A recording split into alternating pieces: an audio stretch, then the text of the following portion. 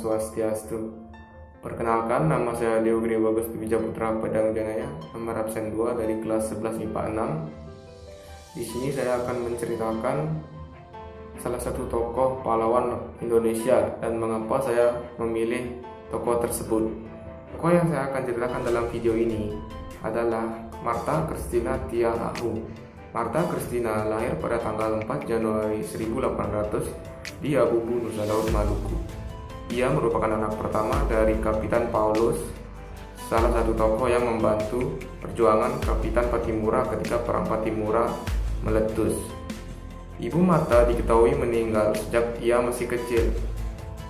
Sejak kecil, Martha Christina dikenal sangat pemberani serta memiliki kemauan keras. Ia juga selalu mengikuti ayahnya kemanapun ia pergi, bahkan ketika ayahnya melakukan pertemuan untuk merencanakan perang. Pada tahun 1817, di waktu yang sama, Kapitan Patimura juga melakukan perlawanan melawan Belanda di Pulau Saparua, Maluku. Pertempuran melawan Belanda kala itu meluas dari Saparua hingga ke Pulau Nusa Laut. Di usianya yang muda, Martha memiliki keberanian yang tinggi. Sudah 3 kali Martha meminta izin kepada ayahnya untuk ikut berperang, namun selalu ditolak. Larangan tersebut tidak pernah dia hiraukan. Martha tetap ingin bertempur. Dia ikut bertempur melawan Belanda di Saparua membantu Kapitan Patimura. Perlawanan ini termasuk pertempuran yang besar yang terjadi di Indonesia, yaitu Perang Patimura. Di daerah Owe dan Ulat serta Saparua, Martha bertempur bersama rakyat beserta para raja, para kapitan.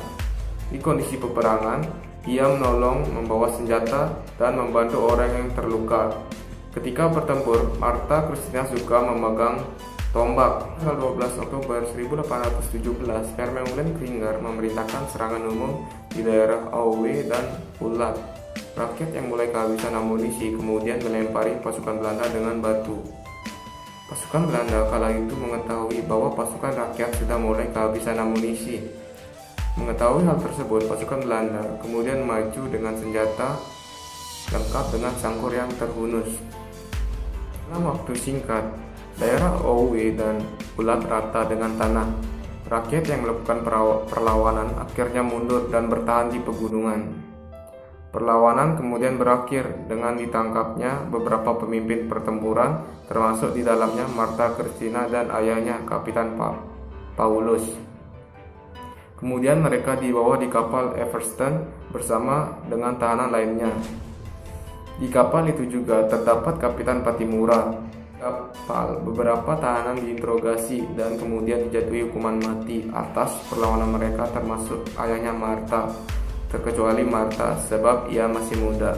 Ia hanya akan dibawa ke Jawa untuk menjalani tanam paksa. Hukuman mati ayahnya akan dilaksanakan pada 17 November 1817. Saat proses eksekusi mati, Martha tidak diizinkan melihat kematian ayahnya. Ayahnya dibunuh dengan peluru oleh serdadu Belanda. Christina diasingkan ke Pulau Jawa, dipaksa bekerja di perkebunan kopi. Dia ditempatkan di sebuah ruang kosong yang gelap.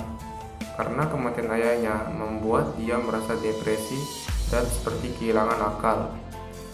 Saat sakit, ia tidak mau menerima obat apapun. Dia pun tidak mau makan, membuat tubuhnya semakin lemas.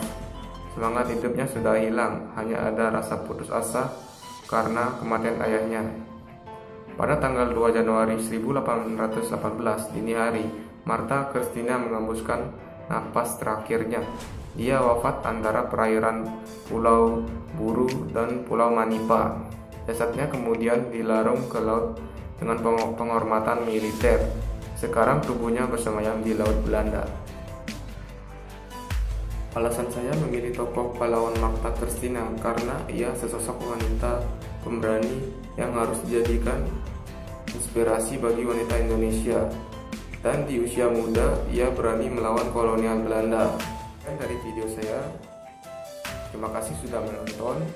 Saya tutup dengan Parma Santi. Om Santi Santi Santi.